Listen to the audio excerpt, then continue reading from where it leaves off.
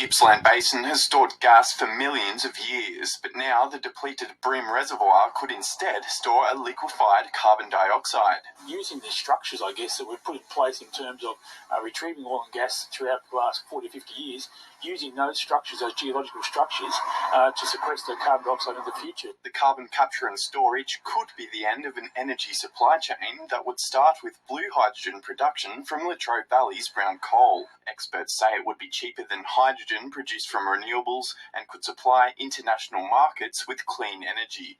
No one will buy hydrogen that's made from coal unless you capture the CO2 out of that process.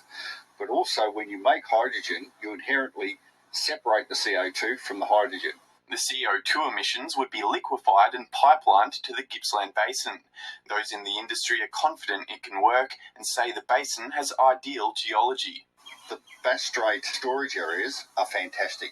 They are some of the most permeable and porous in the world. So we know that you can put in a single well and store a vast amount of CO2.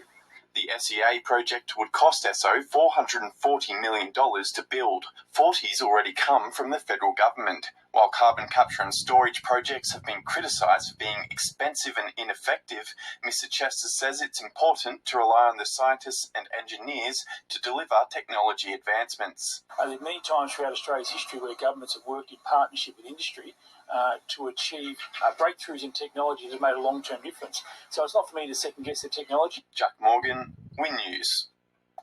Enjoyed this Win News item? Like, tag or share with friends.